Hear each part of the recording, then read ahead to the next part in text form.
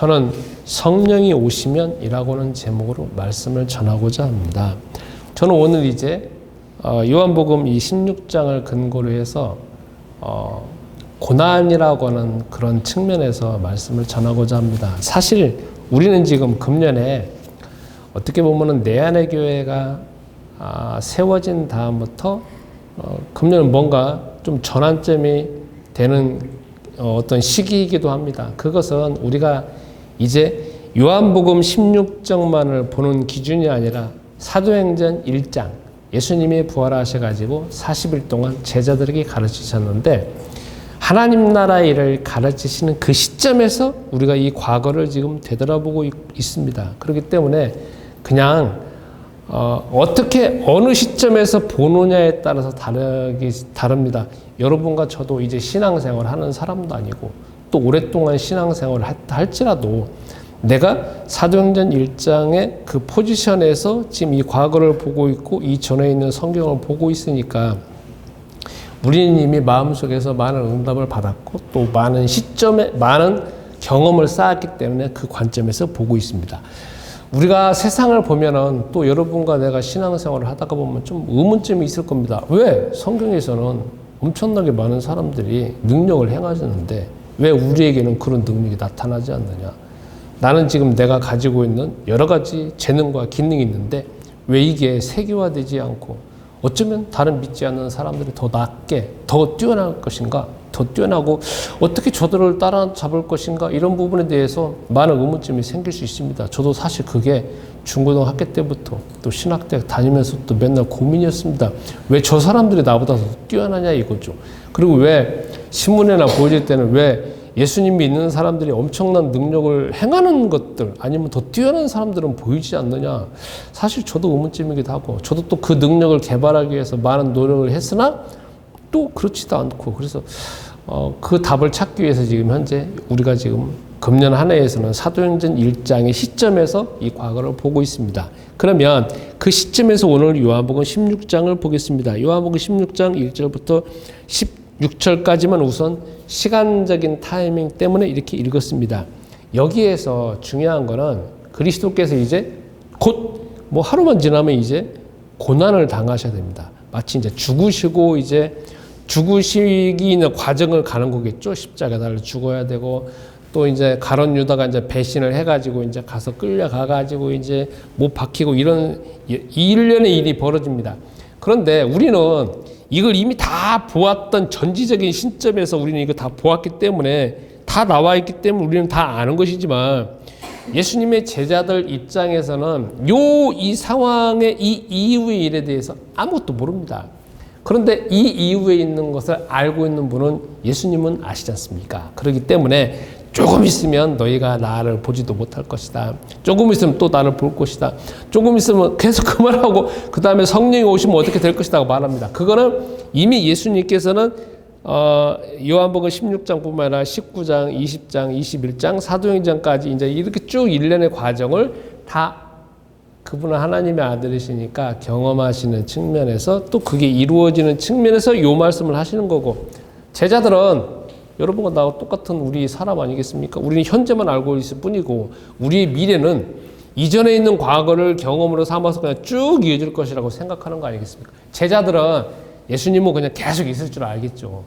3년 동안 같이 있었으니까 앞으로도 계속 있을 것이고 그 다음에 이 이후에 뭐 가룟 유다가 배신할지 아니면 그 다음에 십자가 달려 죽을지 자기들은 다 도망갈지 그리고 이제 드디어는 예수님은 완전 떨어져 가지고 이제 살지 어떻게 합니까? 아무것도 모르잖아요. 아무것도 모릅니다. 그냥 같이 있었으니까 지금도 계속 같이 있을 것이다. 이렇게 계속 눈으로 보고 경험하고 뭔가 문제 생기면 계속 말하고 또 예수님이 계속 문제를 해결하는 가운데에서 이 모든 상황 자체가 다 평안한 가운데 근심 걱정이 없는 가운데 그냥 저분만 따라다니면 되잖아요. 이런 상황이 계속 이어져가지고 평생 이어질 줄 알았겠죠. 그리고 그게 이어져가지고 많은 사람들이 이어져서 그게 하나님 나라를 이루어질 줄로 이제 다 그렇게 생각을 했겠죠. 저도 마찬가지고. 그런데 예수님은 여기에서 요한복음 14장, 15장, 16장에 갑자기 찬물을 끼얹는 말씀을 하시잖아요. 이제 너희가 나를 보지 못한다. 그리고 성령이 오셔야 된다. 그러고 다음 조금 있다가 뭔가 이렇게 죄에 대해서 아니면 심판에 대해서 나 또 십자가 달려 죽을 거다. 라고 하니까 얼마나 좀 싸늘합니까?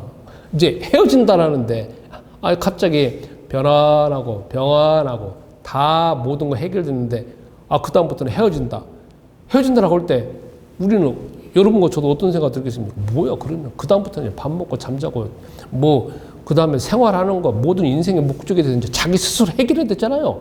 여태까지는 따라다니면 되겠고 12명이 그냥 무리지어서 쭉 따라다니면 되고 12명은 그냥 계속적으로 같이 있는 거 아니겠습니까? 그런데 뭐 이제 딱 없어졌다. 그러면 아까 말한 것처럼 그런 문제는 어떻게 해결하냐? 갑자기 다 그런 생각이 드는 거 아니겠습니까?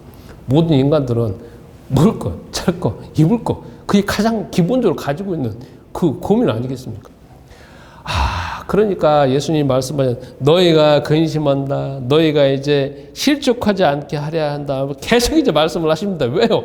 당장 없으면 실족하는 건 당연한 거 아니겠습니까? 실족한다는 게 이거잖아요. 낭떠러지 떨어진다든지 아니면 뭔가 이 구덩이에 빡 떨어지는 거 아니겠습니까?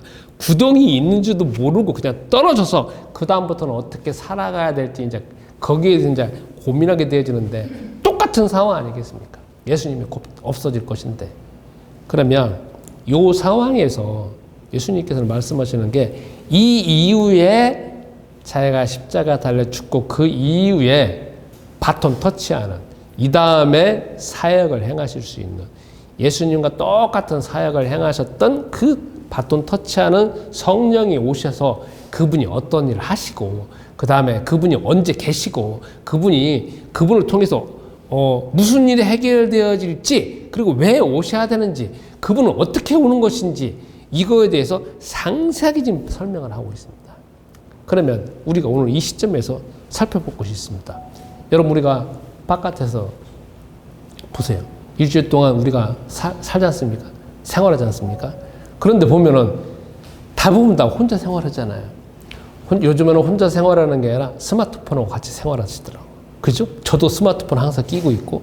그러니까 어떻게 보면은 성경에서 말하는 보혜사가 항상 옆에 계시는 분이 주 하나님과 성령님보다는 이 스마트폰이 더 가까이 있는 건 항상 느껴집니다. 그러면 내가 살아가다가 이런 문제, 저런 문제 생깁니다. 그러면 스마트폰으로 보기도 합니다.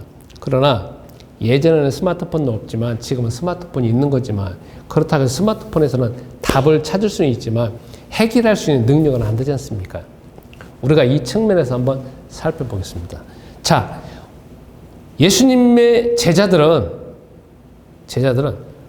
24시간 예수님을 따라다녔기 때문에 어떻게 보면 두려움과 걱정과 슬픔과 그런 것들이 거의 없었을 것이고 모든 어떤 문제들이 있지 않습니까? 이 문제들은 자기들하고 전혀 상관없는 문제들이 계속 오잖아요.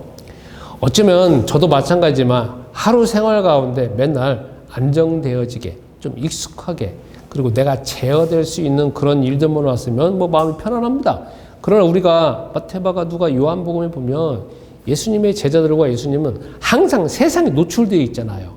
그러면 그 노출되어 있는 세상에 보면 갑자기 수많은 사람이 등장하고 수많은 문제가 생기기도 하고 위기가 생기기도 하고 또 그 사람들이 예수님을 따라다니면서 좋은 이야기만 하는 게 아니라 그 뒤에 보면 항상 적이 있잖아요.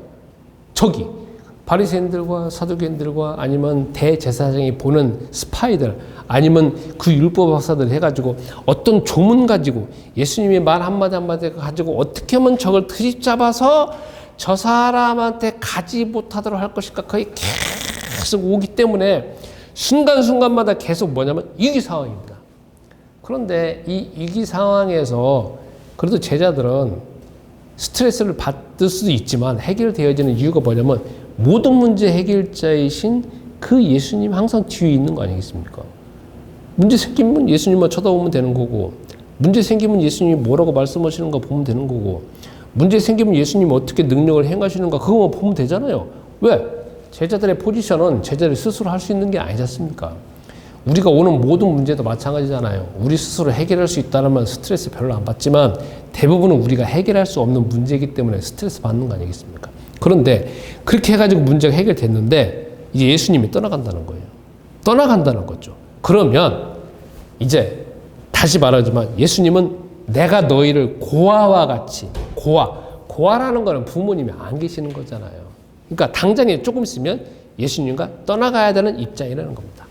그래서 오늘 이제 우리가 교회 이 절기를 지키는 가운데에서 종료주일이 있고 이제 고난주간이 있고 이번 주가 그 다음에 예수님이 십자가 달려 죽으시고 그 다음에 3일 만에 부활하시는 상황이 벌어집니다. 그러나 부활은 잠깐 제껴놓고 이 죽으신 이 일련의 과정을 거치면서 제자들은 마음속에서 생애에 예수님 따라다니면서 한 번도 경험하지 못하는 예수님과 자기 자신이 떨어지는 걸 경험하게 됩니다.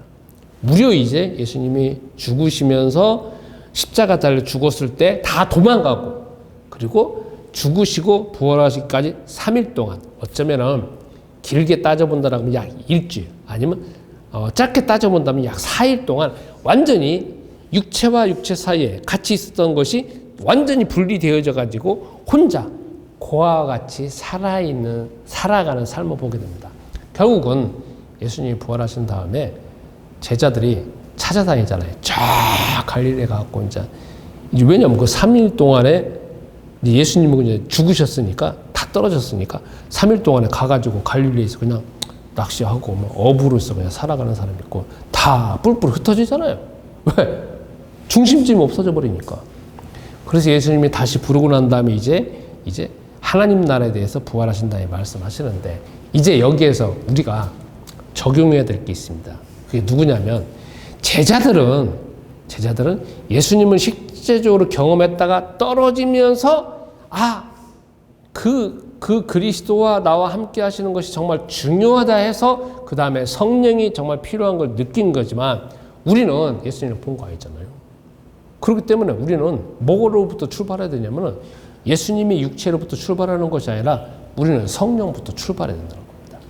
그래서 지금 우리는 요한복음 14장, 15장, 16장의 이 성령이 여러분과 내 안에 계시다는 사실을 먼저 믿는 게 중요합니다. 왜? 이게 어떻게 우리가 제가 설명을 드릴 수 있냐면 제가 스페인을 갔습니다. 저 금년에 스페인을 갔었죠. 그런데 얼굴 색은 다릅니다. 그리고 이 머리 스타일도 다르고 이 말 습관도 다릅니다. 그런데 이렇게 지나가면 저희도 뭐 저도 이제 손녀가 있지만 이렇게 쭉 해가지고 유모차에 쭉 이렇게 데리고 다니면서 저하고 제 아내하고 이제 다정하게 이야기하면서 이제 손녀 얼굴을 쳐다보면서 다니는데 거기도 있잖아요.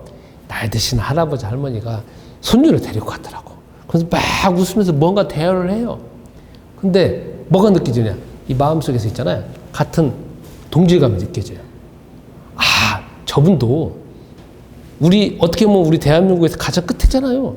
저 땅에 살지만 피부색은 다른데 그리고 우리가 인종을 나눌 때 황인종, 백인종도 나누잖아요. 전혀 다른 인종인데 다른 언어를 쓰고 있는데 저분도 저 손녀를 볼 때 그 마음이 똑같은 거구나. 똑같은 게 느껴진다. 식당에 갔습니다. 밥을 다 먹으면서 막 많은 이야기를 합니다. 저기 있는 사람도 다 다른 이야기를 하더라고. 다른 이야기. 그리고 얼굴색이 시커먼 사람이 있어요. 근데 그 사람 똑같이 이야기를 해요. 그러니까 인간이 스페인어를 쓰느냐 안 쓰느냐 그것만 조금 다를 뿐이지. 그리고 우리가 거기 가서 스페인어를 모른다 할지라도 기본적으로 손짓 발짓으로 얼마든지 대화가 가능하다는 거죠. 말을 안 한다 할지라도 우리 표정으로 할 수 있다는 거죠. 왜? 인간하고 인간이기 때문에. 그러면 이거를 여기다 적용해 본다라고 하면 여러분 어떤 사람은 있잖아요. 어떤 사람은 제가 이제 이렇게 카톡방에 보면은 이 세상을 보는데 벚꽃이 쭉 떨어지는데 피는데 아니면 해가 뜨고 지고 날씨가 추워지고 덥고 또 사람 이런 상황이 보일 때 야 오늘 벚꽃 폈어 놀러 가자. 야 벚꽃 정말 좋은데 야 이 벚꽃은 있잖아 몇십억 년 전에 이렇게 돼가지고 막 진화돼가지고 만든 거야. 이렇게 진짜 그렇게 가지고 있는 거죠. 근데 저는 벚꽃을 보는데 야 주 하나님이 참 요런 이 타이밍에서 이렇게 만드셨는데 야 옛날이나 지금이나 주 하나님이 세상을 창조하셨다고 하는데 그 말씀이 지금도 그대로 해가지고 뭐 나는 몇십억 년 자체는 나는 믿지는 않지만 그렇게 많이 흘러갔다 할지라도 그것은 변함없이 이렇게 되어지네. 야 어떻게 보면 주 하나님이 그러셨을까 하면서 있잖아요. 제 속에서 갑자기 하나님의 마음이 느껴지는 거 있잖아요. 요게. 아니 왜? 똑같은 사람인데 그 사람은 이 자연 보면서 전혀 다른 마음이 느껴지고 저는 왜 또 전혀 다른 마음이 느껴지냐 이거죠. 그러면 제가 이것을 느끼고 싶어서 느끼냐 이거야. 아까 말한 것처럼 왜 스페인어를 쓰는 사람, 영어를 쓰는 사람이 거기 관광지 스페인을 가는데 영어를 쓰는 사람이나 우리나 인사하면서 사람하고 사람이 그냥 눈짓을 보여주는데 그 눈짓으로 마음과 마음이 전달되어지는 그 메시지가 왜 똑같냐 이거죠. 같이 저 사람도 느끼고 나 느끼냐 이거예요. 인간이니까. 그런데 우리가 그 눈짓을 만약에 짐승한테 해보세요. 왜냐면 이게 대화가 안 되잖아. 물론 짐승도 우리가 키우는 애완동물도 자꾸 하다가 보면 뭔가 교류가 되겠지만 일부분은 교류가 되겠죠. 그러나 전체적인 교류가 안 되잖아요. 왜? 우리는 인간이기 때문에 그게 대화가 되듯이 우리 속에서 하나님의 영이 계시니까 이 세상에 대하여서 성경에 대해서 우리가 아는 만큼 경험하는 것만큼 우리가 느낄 수가 있고 마음과 마음으로 대화가 된다는 거죠. 그게 다 누구 때문에 가능하냐 이거예요. 그게 바로 요한복음 14장, 15장, 16장에 주 예수님께서 성령에 대해서 그렇게 자세하게 말씀하시는 내용이 바로 여기라는 거죠. 근데 이거를 근거로 해서 우리가 마태, 마가, 누가, 요한복음에 예수님께서 공생의 사역을 행하셨고 그 다음에 이것을 더 깊이 해석할 수 있는 근거가 뭐냐면 요한복음 14장, 15장, 16장에 성령이 말씀하셨기 때문에 이게 가능하다. 그럼 여러분, 그럼 우리가 조금 더 확대해서 우리가 적용을 해봅시다. 저도 예전에는 성령이 내 안에 오셨다라 하는 것 자체에 대해서 이해는 하는 거지만 경험적으로, 적용적으로 사실 잘 몰랐습니다. 그리고 이 성경은 어떤 기본적으로 해가지고 가장 중요한 텍스트만 나와 있는 거지 세부적으로 적용되어지는 건 나와 있지 않지 않습니까? 그거는 우리 각자가 이것을 어떻게 그거를 적용할 것이라고 하는 거는 우리가 그것을 해야 되는 일이고 그것까지 만약에 성경에 써 있더라고 뭐 얼마나 복잡하겠습니까? 그런데 이거는 기본적인 것만 나와 있고 그 다음에 개인적으로 적용하는 거는 개인의 상황과 환경이 다르기 때문에 성령께서 여러분과 내 안에 계시면서 그거는 개인의 역사를 써야 되는 것이고 개인의 사도행전적인 역사를 여러분이 써야 되겠죠. 그래서 이제 가장 기본적인 것, 내 안에 성령이 계시다는 거.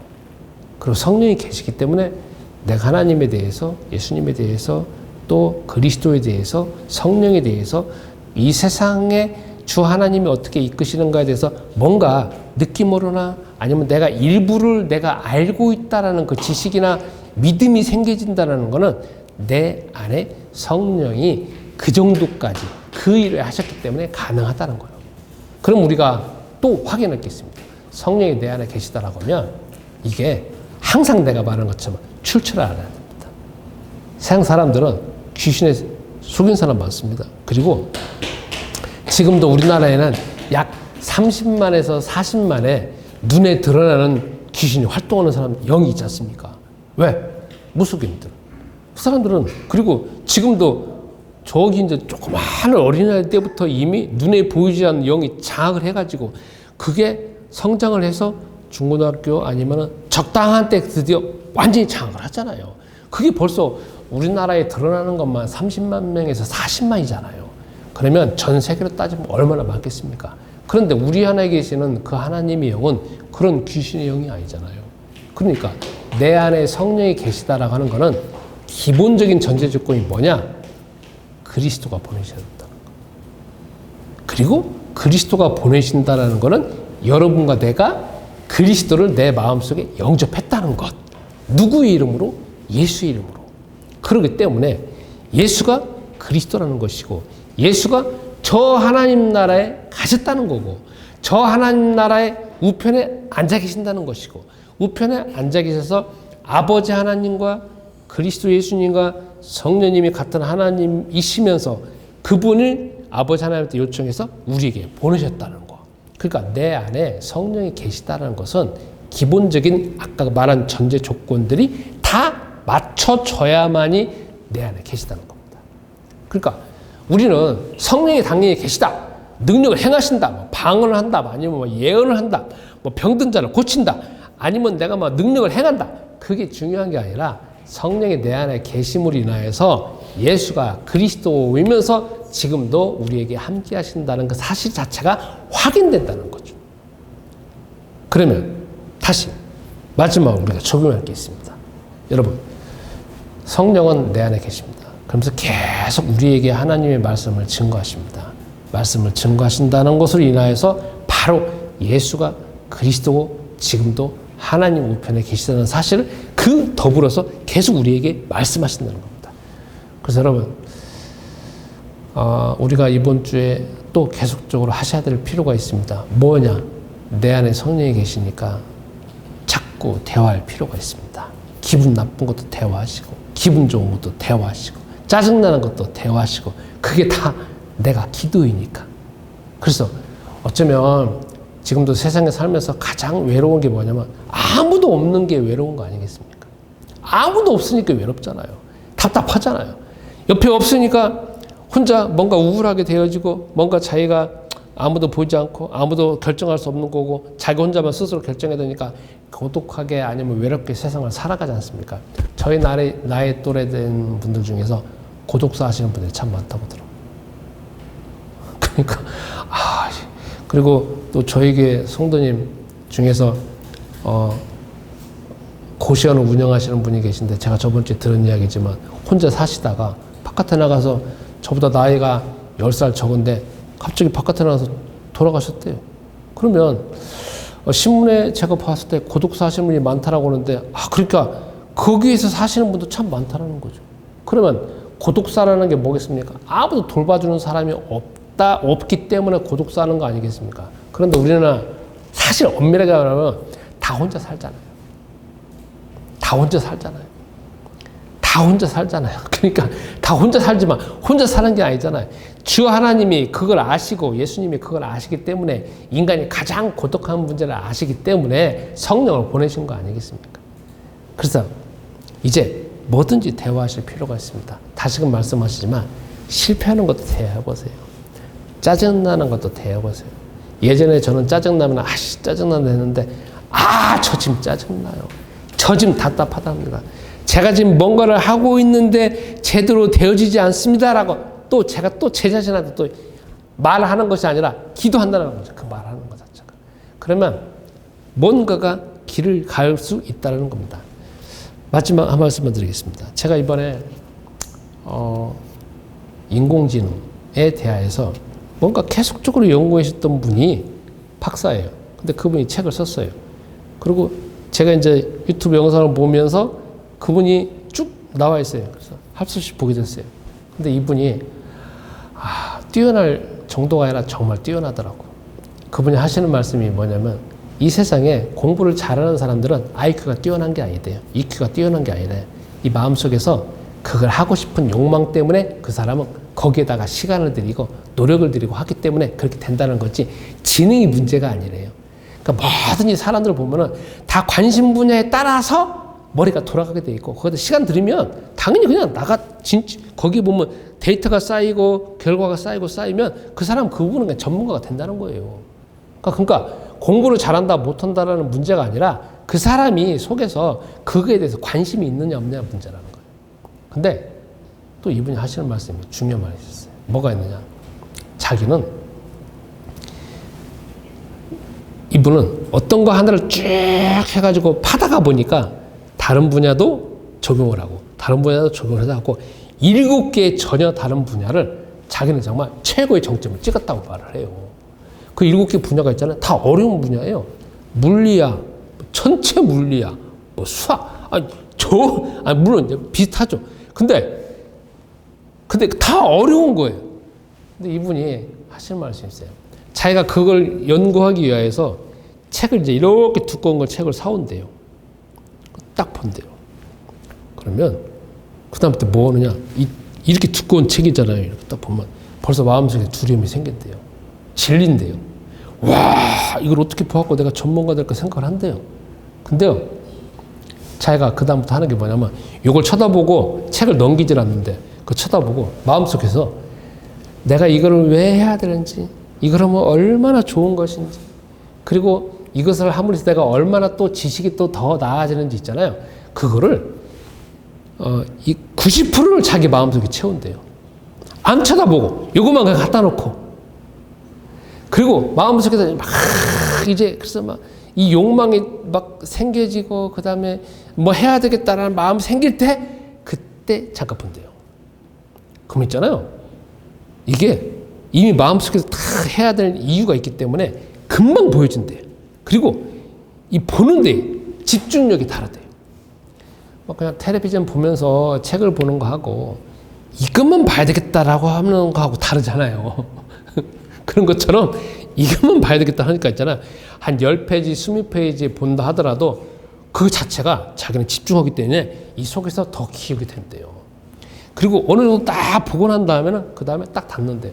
왜? 이게 어차피 자기가 봐야 될 용량이 있잖아요. 그럼 딱 보고 난 다음에는 그 다음에 끝나고 난 다음에는 이 머리가 뜨겁잖아요. 뜨거우면 바깥에 그냥 10km 간대요. 그래서 걸어 다닌대요. 뭐 걸어 다니면 이 여기 있는 것 자체가 들었던 것 자체가 이해가 되어진대요. 희한하게 걸어가면서. 그래서 다시 또 와가지고 또 본대요. 이렇게.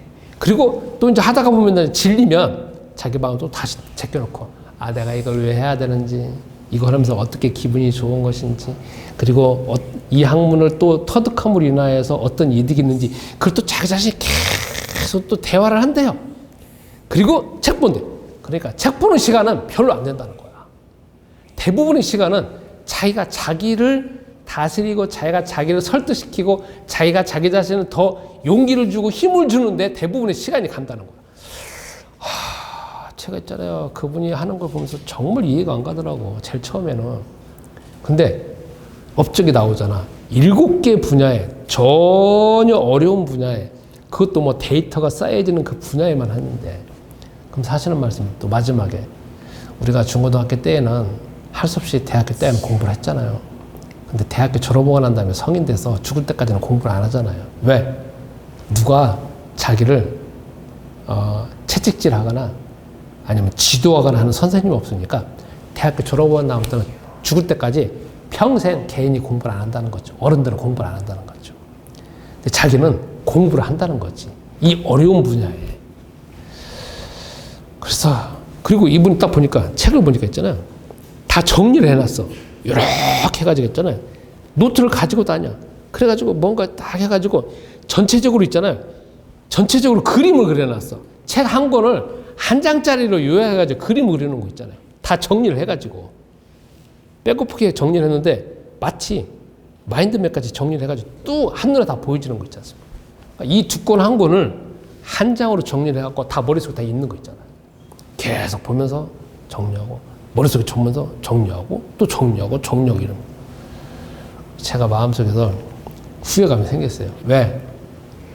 제가 인생을 살아왔을 때 이 설교하거나 아니면 성경에 대해서 가르치거나 뭐 복음 메시지를 가르치거나 할 때 또 요즘에 영상을 만드는 거 볼 때는 보면은 대부분 다 하나 끝나고 하나 끝나고 하나 끝나고 하나 연속성이 없었어요.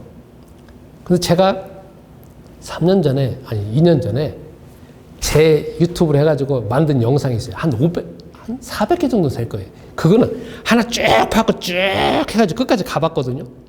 근데 지금 이제 기도하는 게 무엇이냐면 이거를 하나의 이 딱 종이로 만들어 놔가지고 이거는 이거 쭉 이렇게 만들어 놓으면 전체로 보잖아요. 근데 저는 하나 보고 끝나고 하나 보고 끝나고 하나 보고 끝나니까 이게 연속성이 없기 때문에 이게 더 이상 발전이 안 된다는 거잖아요. 여기서 끊어지고 저기서 끊어지니까 이렇게 쭉 해가지고 1층만 많이 쌓아져 있지 이 1층으로 인해서 100층까지는 안 올라갔다는 거지.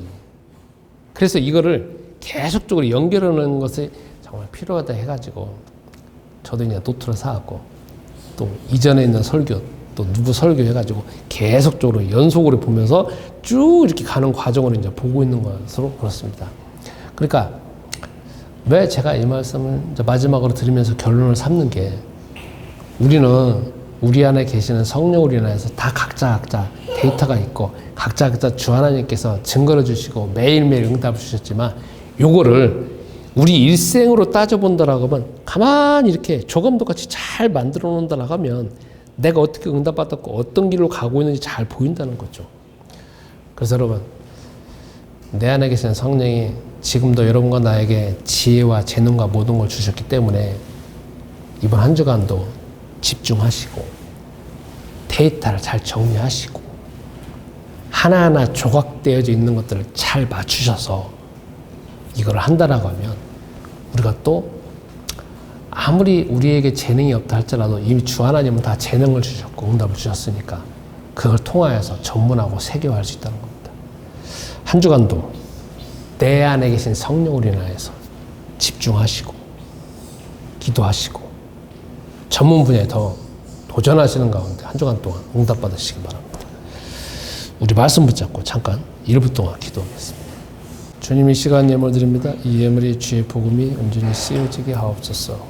내 안의 교회를 세우셨사오니 우리 각자 가지고 있는 재능과 기능을 잘 발휘하여서 복음화하게 하시고 세계화하게 하시며 또한 우리를 통하여서 많은 제자가 키워지게 하옵소서.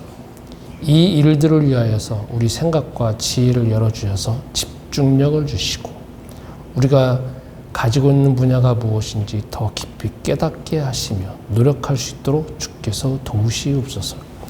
이제는 우리 주 예수 그리스도의 은혜와 아버지 하나님의 무궁하신 사랑하심과 성령님의 교통하심이